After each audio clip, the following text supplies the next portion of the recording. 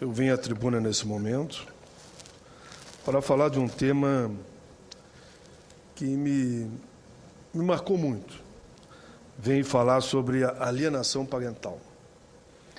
Eu, como presidente da Comissão de Direitos Humanos, fui procurado por pais e mães que dedicaram a sua vida para debater essa questão do conflito no momento em que os pais se separam, que fica a criança.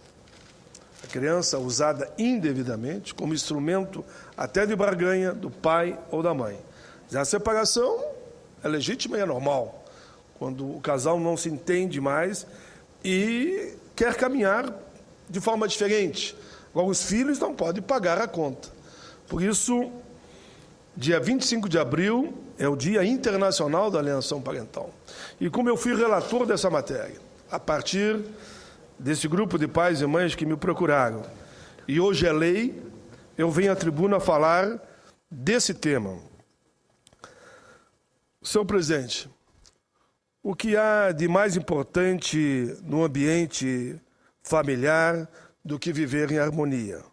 Pais e filhos em congraçamento permanente, em meio a muita alegria, numa convivência salutar, que lhe propicie o crescimento individual e da própria célula familiar. Pois é, o mundo mudou. O mundo mudou muito nos últimos anos. O que deveria ser um núcleo permanente de convivência, em meio a muito amor, como previsto nos preceitos religiosos e não religiosos, segundo os quais o casamento era para durar, até que a morte o separe, atualmente está se tornando cada vez mais raro. Os casais se separam, muitas vezes de forma litigiosa, e as consequências recaem, infelizmente, sobre os filhos, a começar pelos interesses em relação à guarda paterna. E é por isso que a Associação de Portugal, da Espanha, dos Estados Unidos e do Brasil, envolvidas na luta por direito de pais separados, se esforçaram por estabelecer uma data para reflexão e outras ações sobre o tema. Surge assim 25 de abril. Passou a ser o Dia Internacional de Conscientização sobre Alienação Parental. Senhor presidente, senhoras e senhores, a alienação parental tem como marca a implantação, infelizmente, de falsas memórias e abuso do poder parental e está se tornando mais comum a cada dia que passa.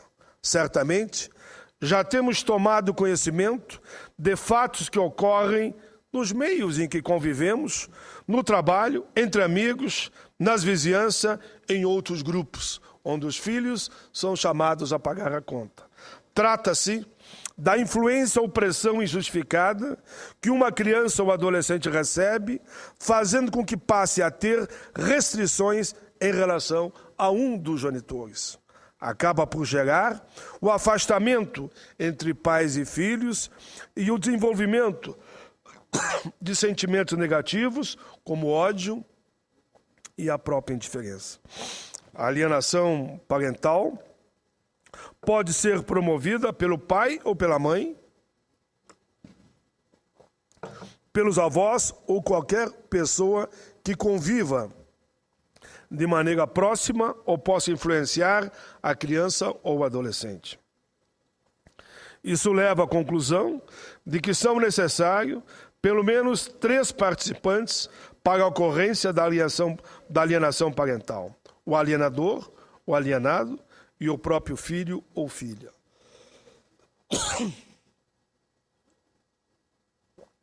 Senhor presidente, o alienador é a pessoa que pretende que o filho apresente restrições em relação a um dos genitores. O alienado é aquele dos genitores que não convive permanentemente com o filho. O termo alienação parental só se aplica quando a mãe ou o pai alienado não der motivo, isto é, não apresente comportamentos que possam resultar na construção, então, de uma imagem negativa. Aliás, a alienação é a violação de um direito do genitor e da criança que pode trazer sérias consequências emocionais e psicológicas para os filhos. Ocorre cada vez com maior frequência na atualidade, pois os casamentos são muito menos estáveis e duradouros do que foram no passado. É fato e é real. Antigamente, quando as separações não eram comuns, as crianças e adolescentes acompanhavam de perto o comportamento dos genitores, estando menos sujeitos a influências que provocam a alienação. Senhor presidente, a alienação parental não é um tema exclusivo do meio jurídico. A própria denominação tem origem na área da medicina. Foi o médico psiquiatra americano Richard Gardner que propôs ainda em 1985 a denominação alienação parental, que no Brasil se tornou conhecida como síndrome da alienação parental. No meio médico, a síndrome se apresenta como um processo que consiste em programar uma criança, vejam bem, para que ela odeie ou recurse à presença de um dos genitores. Instalada a síndrome, a própria criança dá a sua contribuição na campanha para desmoralizar o genitor alienado, geralmente recusando a sua companhia, o que acaba por resultar na quebra dos vínculos paternos. Claro, isso incentivado por um dos dois. Para inibir a disseminação dessa síndrome, visto que as separações de casais cada vez mais frequentes nos dias atuais constituem um campo fértil para o seu crescimento, o Congresso Nacional aprovou em 2010 uma lei específica sobre o tema. A Lei 12.318, de 26 de agosto de 2010, que define em seu artigo 2º, considera-se ato de alienação parental a interferência na formação psicológica da criança ou do adolescente, promovida ou induzida por um dos genitores, pelos avós ou pelos que tenham a criança ou adolescente sobre a sua autoridade, guarda ou vigilância, para que repudie o genitor ou que cause prejuízo ao estabelecimento ou à manutenção de vínculos com esse. E a própria lei, que eu tive a alegria de ser o relator, a pedido desse grupo de pais e mães, e a própria lei, no parágrafo único do artigo 2º, apresenta algumas ações que podem ser consideradas fatores de alienação, não descartando outras que podem ser classificadas como tal pelo juiz ou mediante periciação. Primeiro, realizar campanha de desqualificação da conduta do genitor no exercício da paternidade ou maternidade. Segundo, dificultar o exercício da autoridade parental. Terceiro, dificultar contato da criança ou adolescente com os pais ou mãe. Dificultar o exercício do direito regulamentado da convivência familiar. Quinto, omitir deliberadamente a genitor informações pessoais relevantes sobre a criança ou adolescente, inclusive escolares, médica e alteração de endereço.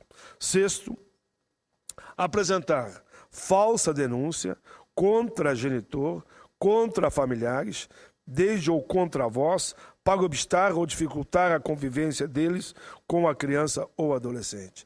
Sétimo, mudar o domicílio para local distante, sem justificativa, visando a dificultar a convivência da criança ou adolescente com outro genitor, com familiares ou mesmo os avós. Senhor presidente, senador João Costa, tive a satisfação de atuar como relator da proposição que deu a origem à Lei da Alienação Parental, que considero importantíssima para o benefício das nossas crianças e dos nossos adolescentes. Foi uma iniciativa louvável que veio lá da Câmara, do deputado Regis de Oliveira, autor do projeto de lei na Câmara, número 2010. PL 4053, de 2008, na origem. Sua emenda deixava bem claro o propósito da futura norma e que vinha assim redigida.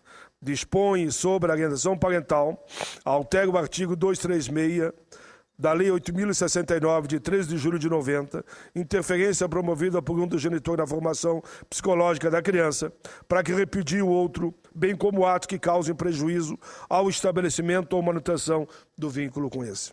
Esse projeto veio ao Senado em 26 de março de 2010 e foi distribuído para a Comissão de Direitos Humanos, Legislação Participativa e para a CCJ. O relatório de minha responsabilidade foi aprovado na CDH em 9 de junho de 2010, na íntegra. O de responsabilidade do senador Pedro Simon foi também aprovado lá na CCJ em 7 de julho de 2010, mantendo o relatório original. Foi uma tramitação bastante rápida aqui no Senado, com decisão terminativa. Esse tema passou a fazer parte do ordenamento jurídico brasileiro na forma da Lei 12.318, de 26 de agosto de 2010. Como afirmei no relatório que apresentei na CDH, a lei busca interferir no âmbito privado para proteger crianças e adolescentes de práticas autoritárias e tirânicas que, na tentativa indevida de enfraquecer laços efetivos, causam sérios prejuízos psicológicos às crianças, visto que crianças e adolescentes compõem o segmento mais vulnerável no caso do conflito familiar relacionado ao exercício parental. Julgo, portanto, trazer à tona ainda uma das conclusões de audiência pública realizada aqui e na Câmara dos Deputados, que também consta do relatório por mim apresentado na oportunidade da votação da CDH. A alienação parental, também chamada de implantação de falsas memórias, é forma de abuso emocional que pode causar à criança ou adolescente sérios distúrbios. Senhor presidente, aproveito essa oportunidade, esse pronunciamento, para cumprimentar a escritora Glória Pérez e o diretor-geral da novela Salve Jorge, Marcos Steckman, por estarem abordando esse tema tão importante no horário nobre da TV Rede Globo. É muito positivo que essas questões sejam pontuadas, assim como já havia ocorrido em relação a outros temas. O Estatuto da Pessoa com Deficiência, o Estatuto do Idoso, a questão dos autistas, são temas que as redes de TV estão tratando com muita competência. Por isso, senhor presidente, eu aqui reflito nesse momento, ao mesmo tempo que faço a reflexão, dou meus cumprimentos por essa novela, por estar tratando do tema. Eu tenho assistido com muita atenção a forma como aquele casal trata o filho, que é quem está pagando a conta, e por isso o casal será enquadrado, claro, na lei parental, porque lá é um fato criado pela escritora, mas que na vida é um fato real, que acontece para centenas e centenas de casais. E assim como tenho certeza, outros temas relacionados a esse campo dos direitos humanos, nós haveremos de ouvir no nosso sistema de comunicação, enfim, na mídia. Quero cumprimentar também o Jornal 0 Hora, do Rio Grande do Sul, e a sucursal em Caxias do Sul, o Jornal O Pioneiro, que publicaram excelente matéria relativa à alienação parental como um alerta a todos e a todas. Tema sobre o qual eu, e repito de novo, o senador Pedro Simon, fomos relatores aqui no Senado. Espero, sinceramente, senhor presidente, que este 25 de abril, e falo hoje a pedido das associações que me pediram que eu relatasse o tema, que hoje ele estaria assistindo, que vai ser no dia 25, daqui a 3 dias, que esse 25 de abril, Dia Internacional de Conscientização sobre a Alienação Parental, sirva para muita reflexão e para que as pessoas tomem conhecimento dos males causados pelo comportamento excludente de alguns genitores e parentes que tentam incutir nas crianças e adolescentes restrições contra o genitor que não detém a guarda paterna ou materna. O afastamento das crianças ou as restrições desenvolvidas em relação à convivência a que têm direito os genitores, certamente não deixa de causar danos emocionais e psicológicos aos filhos, muitas vezes de difícil solução, porque eles ficam entre o pai e a mãe, entre a mãe e o pai. A Lei 12.318 de 2010 constitui, sem dúvida, um grande avanço na adequação das regras de convivências com a sociedade atual. Meus cumprimentos aos pais e mães, que foi eles que construíram esse projeto. Levaram para a Câmara, depois vieram em massa ao Senado e aqui, depois de audiências públicas, muita conversa, muitas reuniões, nós aprovamos o projeto e a presidenta sancionou. Os filhos não têm culpa de os pais se verem incapazes de conviver mais tempo junto, ou nos casos em que sequer chegaram a uma convivência mais estreitas. Eles merecem usufruir do amor e da proximidade dos genitores, um amor que a própria natureza se encarrega de tornar presente reciprocamente em filhos e pais. Todos os esforços para evitar a alienação parental são bem-vindos, em benefício de uma convivência mais saudável entre as pessoas, para que tenhamos um Brasil cada vez melhor, um mundo cada vez melhor, porque essas crianças de hoje, os jovens de hoje, como eu dizia quando aqui relatamos o Estatuto da Juventude, serão aqueles que vão dirigir o país no amanhã. Os jovens de hoje serão os grandes empresários do amanhã. Os jovens de hoje serão os grandes senadores de amanhã, as grandes senadoras. Os jovens de hoje serão os governadores, os deputados, os prefeitos. Será quem vai presidir o país no amanhã. Isso é a lei da vida, é irreversível. E por isso nós tínhamos que, nesse momento, fortalecer esse debate tão positivo da alienação parental. E fiz questão de fazer no dia de hoje, porque eu sei que essa fala que aqui fiz, eles vão reproduzir no dia 25 em muitos locais, onde aqueles que trabalharam diretamente com o tema não poderão naturalmente estar presentes. Por fim, senhor presidente, eu ainda quero aproveitar, Vossa Excelência, que eu sei que cuida com carinho também desse tema, de como eu não estava aqui no Dia do Índio, que foi no dia 21 de abril, né? Eu não estava aqui, ao natural, e caiu no domingo. Eu quero aqui também deixar registrado o meu pronunciamento sobre o Dia do Índio. Ao relembrar as cerimônias que aconteceram no Congresso e na sociedade brasileira, lembrando o Dia do Índio, presto aqui também a minha homenagem a todos, a toda essa nação do povo indígena, a todos aqueles que de uma forma ou de outra se dedicaram a defender a vida dos povos indígenas e a própria qualidade no seu habitat natural. Ao contrário, muitos fatores negativos que ganharam corpo, as queixas dos povos indígenas aumentam a cada ano mais intensamente. A voz de protesto ganha as ruas, repercutindo inclusive aqui no Congresso Nacional, e nós vimos o protesto que eles fizeram na ocupação da Câmara dos Deputados e depois em frente aos palácios de Brasília.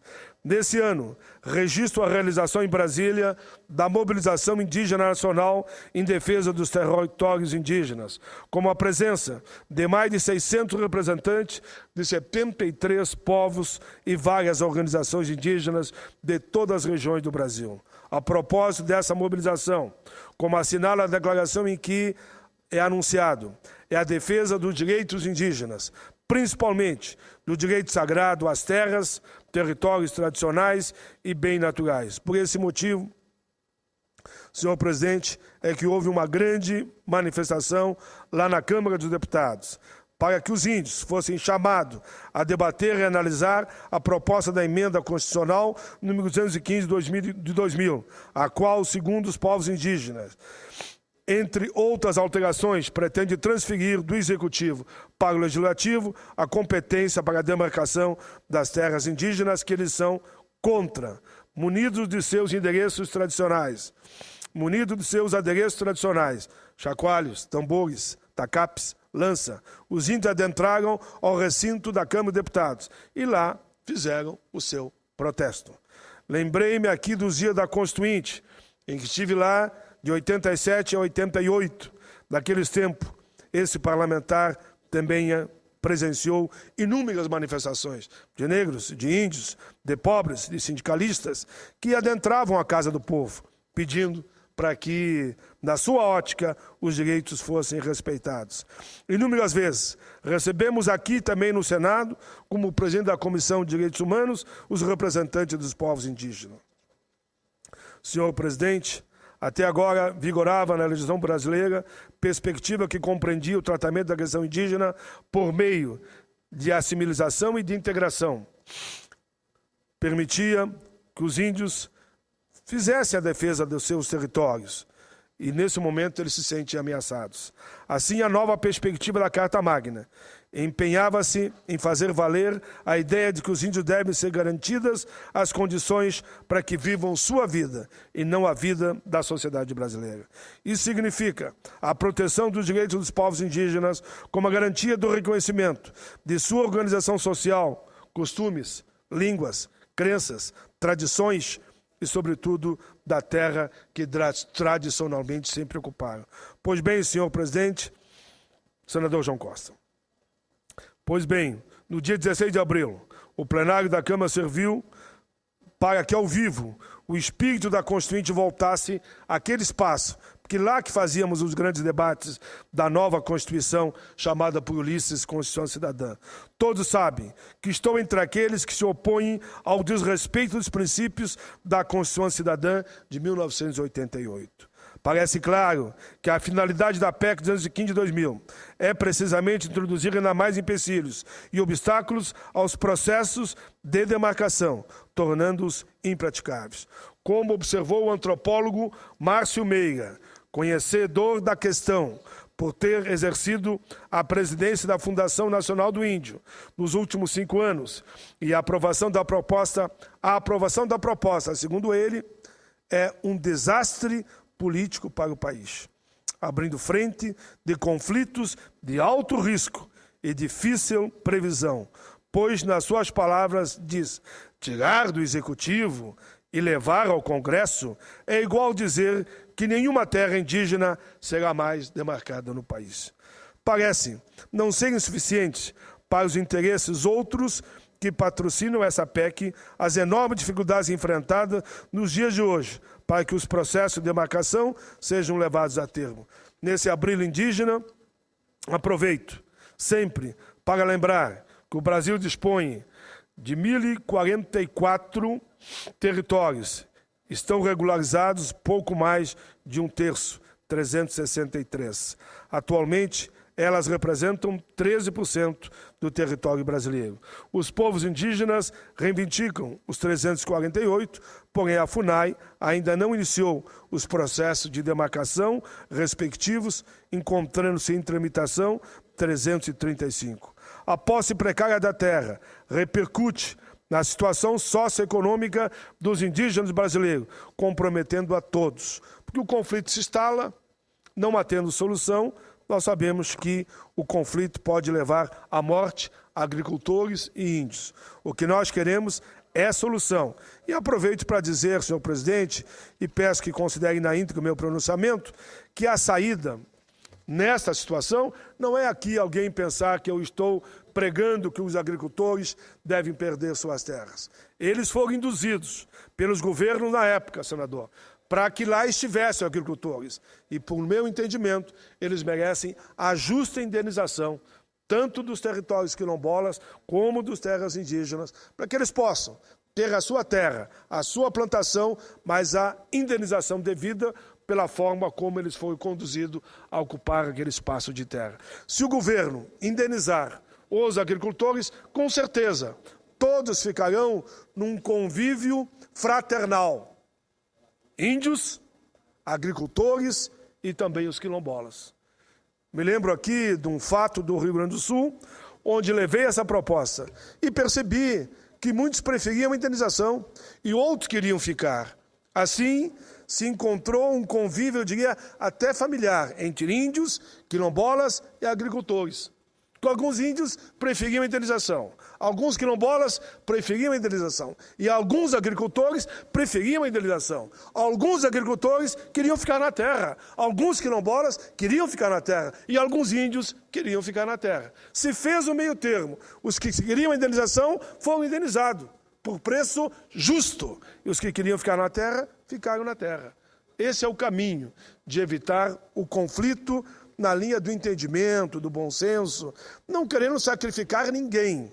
Eu sempre digo que nós temos que trabalhar na linha de combater o ódio, a violência e preservar os direitos humanos. Aí olhar para todos, olhar para o agricultor, aquele imigrante que aqui chegou, olhar para os afrodescendentes, os quilombolas, e olhar para os índios, na busca de uma solução coletiva e que todos se sintam abraçados pela nação, abraçados pelo Estado, que haja uma situação de que cada um possa dizer: eu estou aqui porque aqui quis ficar, ou eu me desloquei para uma outra região, fui indenizada pelo Estado e aqui estou muito bem. Enfim, senhor presidente, essa é a nossa fala, porque o Executivo tem que ter compromisso com essa causa e não jogar para o Congresso Nacional.